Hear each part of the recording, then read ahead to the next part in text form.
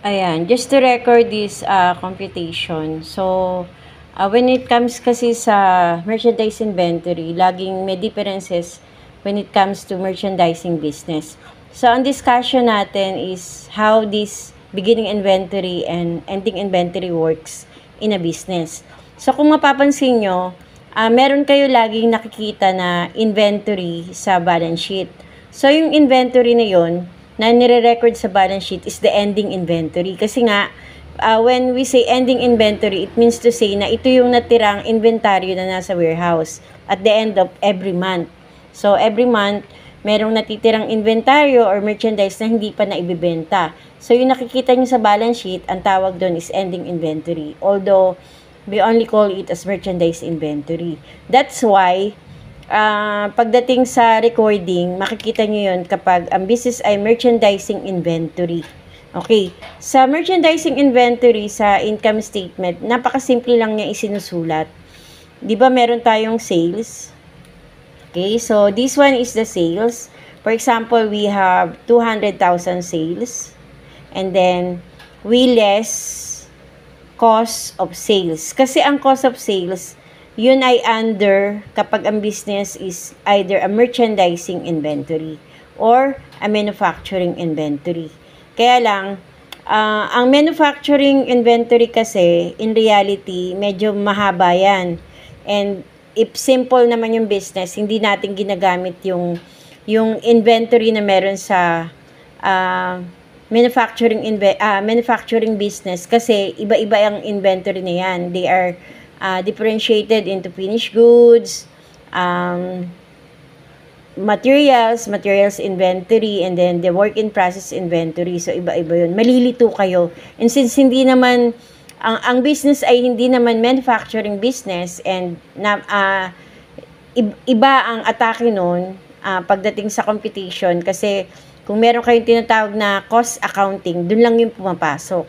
Kaya dito sa financial management, hindi natin yun itatakil unless na ang major nyo is entrepreneurship. So, part yun ng kanilang major subject. Kaya basic lang ang i-discuss natin. So, again, babalik tayo dito sa merchandising inventory. So, we have sales minus cost of sales. Diba, alam nyo naman, laging ganyan. Pero, hindi natin na-discuss ano ba yung laman ng cost of sales.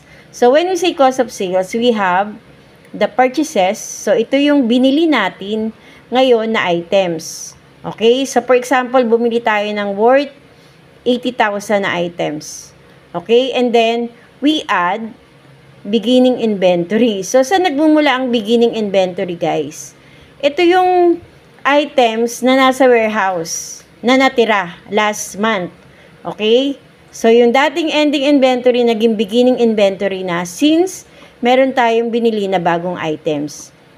So, ito yung binili natin, pinurchase natin na items na paninda, and i-add natin yung inventory na natira sa warehouse. So, for example, we have 15,000 beginning inventory.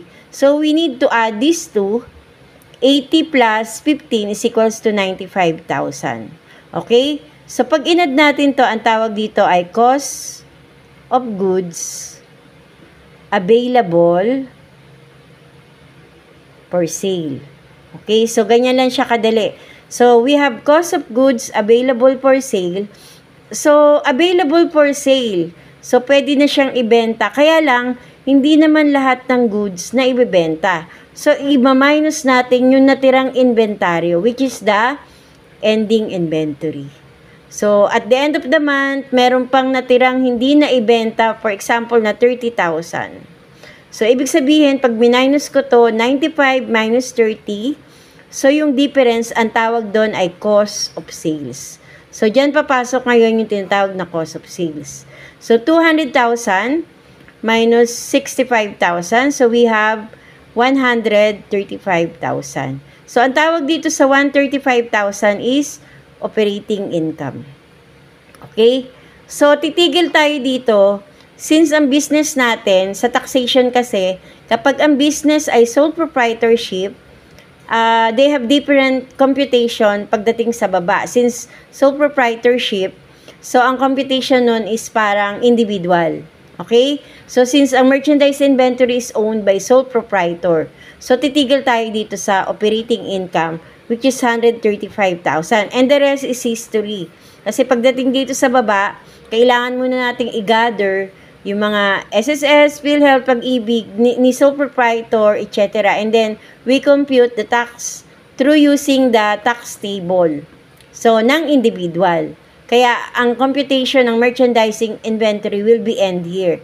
Pero kung ang business ay merchandising inventory, but this one is owned by a corporation, then, i-continue natin yung operating income minus 30%, which is the tax. Pero 2023, 2024, kapag tinuruan kayo ni Sir Tylo, the tax now is 25%. But this time, because wala pa naman tayo sa taxation, ang computation muna natin is the 30%.